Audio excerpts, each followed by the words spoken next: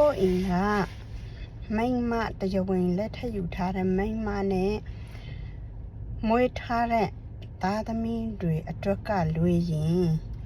ကျန်တဲ့ဆွေမျိုးပဲဖြစ်ဖြစ်ညီကိုမောင်နှမဖြစ်ဖြစ်ကျန်တဲ့သစင်းမိန်းမသစင်းယောက်ျားတခြားသစင်းတွေအားလုံးအပေါ်မှာတော့အယံကိုကျင်နာတက်ပြီးတော့မှအယံကိုဂယုဏတွေရှိပြီးတော့မှအယံတွေကိုချင်းစာတက်ပြီးတော့မှတကယ်ကိုသူတော်စင်လေးသူတော်သူမျက်လုံးမျိုးလေးရှိနေတဲ့ယောက်ျားတွေတီတန်းကိုရှိတယ်လက်ခံကြလား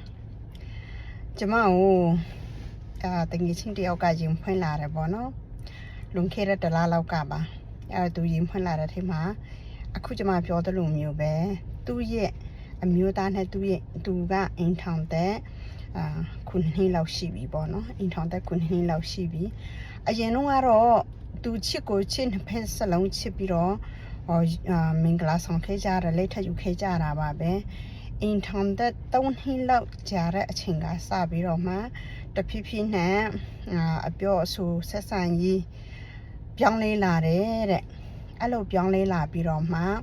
9နှစ်လောက်ကြာလာတဲ့အချိန်မှာပိုပြီးဆိုးလာတယ်ပေါ့နော်ဘလို့ပိုဆိုးလာလဲဆိုတော့သူအိမ်ကယူထားတဲ့သူ့ရဲ့မိန်းမနဲ့သူနဲ့သူမိန်းမမွေးထားတဲ့သားသမီး2ယောက်ရှိတယ်ပေါ့နော်အဲ့ဒီသားသမီးတွေအပေါ်မှာဆိုရင်လေလုံးဝစိတ်မရှိဘူးတခုခုဆိုရင်ထက်ခနဲ့ဆိုရင်ဒေါသနဲ့တုံးပြန်နေပြီးတော့မှအကူညီပေးဖို့လိုအနေတာမြင်ရင်လည်းမကူညီပေးဘူးပြီးတော့မှကူညီပေးပါလို့ပတ်စက်နဲ့ပြောတယ်ဆိုလို့ရှိရင်လည်းစိတ်မရှိတဲ့အပြုတ်မှုတွေနဲ့ကူညီပေးတယ်စားသဖြင့်ပေါ့နော်ဒီလိုမျိုးတွေပြီးတော့မိသားစုဒီသားမရပေါ်မှာအချင်းတွေမပေးနိုင်ဘူးဒါပေမဲ့မအားဘူးတာဆိုတာတကယ်တမ်းတော့သူ့ရဲ့ညီကိုမောင်နှမပဲဖြစ်ဖြစ်အပြင်ကသူ့ရဲ့လှုပ်ဖော်ကင်ဖေးပဲဖြစ်ဖြစ်သူနဲ့တီးတဲ့သစင်းမိန်းမသစင်းယောက်ျားအပြင်ကလူပြောချင်တာကတရားဝင်လက်ထပ်ယူထားတဲ့အိမ်ကမိန်းမနဲ့မွေးထားတဲ့သားသမီးတွေအတွက်ကလွေရင်